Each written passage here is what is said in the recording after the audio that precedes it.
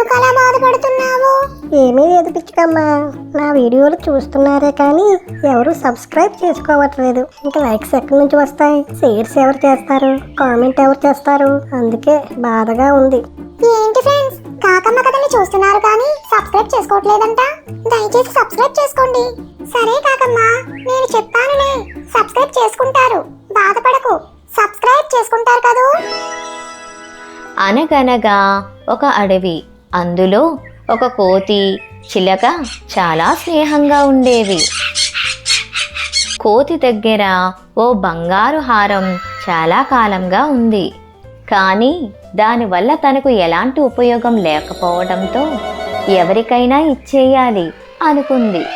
ఏవోయ్ అర్థలా, నా దగ్గర బంగారు హారం ఉంది, అది ఏం చేసుకోవాలో నాకు అర్థం కావట్లేదు. పోనీ ఎవరికైనా ఇద్దామా అంటే నాకెవ్వరూ తెలియదాయే.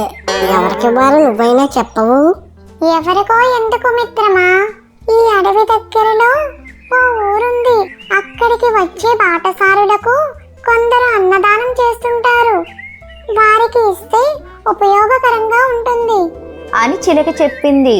తన మిత్రుడు చెప్పింది బాగానే ఉందని కోతి ఒప్పుకుంది. నెమ్మదిగా రెండు ఆ గ్రామానికి వెళ్ళాయి. ముందుగా ఓ అన్నదాన సత్రం దగ్గర ఉన్న చెట్టు మీదకు చేరాయి. అక్కడ చాలా మంది భోజనం చేస్తున్నారు.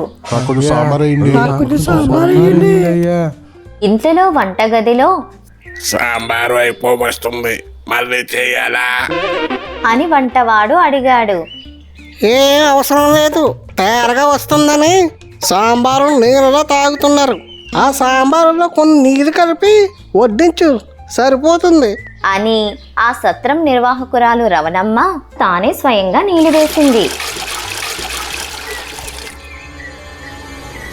భోజనం చేసిన ఒక్కొక్కరి దగ్గర 60 రూపాయలు వసూలు చేసింది. ఈ రమణమ్మకు హారాన్ని ఇస్తే ప్రయోజనం ఉండదని ఆ రెండు మరో సత్రం ముందున్న చెట్టు మీదకు చేరాయి. ఇక్కడ కూడా జనాలు పెద్ద సంఖ్యలో ఉన్నారు. భోజనాలు నాణ్యంగా ఉన్నాయి. నిర్వాహకురాలైన సుగుణమ్మ, పప్పు ధరలు పెరిగాయి, కూరగాయల ధరలేమో ఆకాశాన్ని అంటుతున్నాయి, బియ్యం కొనాలంటే భయం వేస్తుంది అని నసుగుతుంది.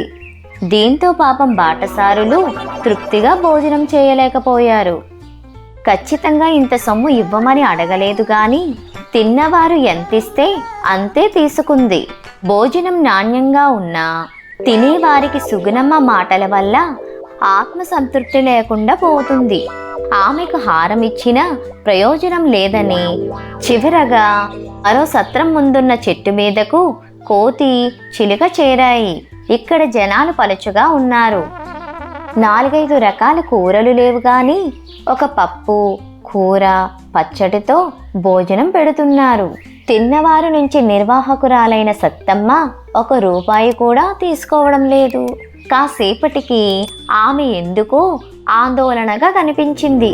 విషయం ఏమిటా అని కోతి చిలుక మరింత దృష్టి పెట్టి చూశాయి.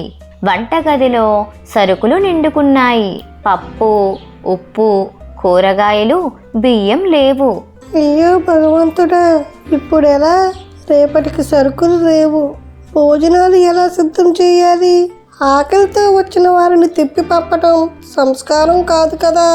దేవుడా, నువ్వే ఏదైనా దారి చూపు అని చేతులెత్తి ప్రార్థించింది.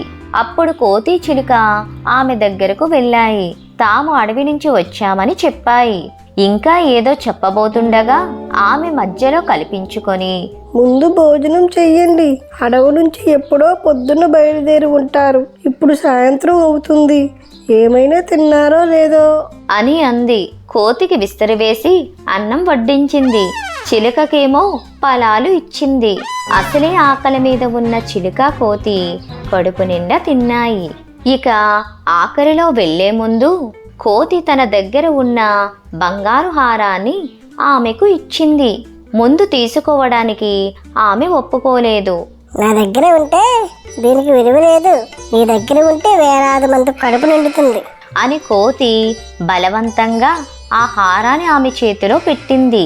కాసేపటికి కోతి చిలుక అక్కడి నుంచి సెలవు తీసుకొని అడవిలోకి ప్రయాణమయ్యాయి. మా ఛానల్ కనుక మీకు నచ్చినట్లయితే లైక్ చేయండి, షేర్ చేయండి, కామెంట్ చేయండి, అలాగే సబ్స్క్రైబ్ కూడా చేసుకోండి.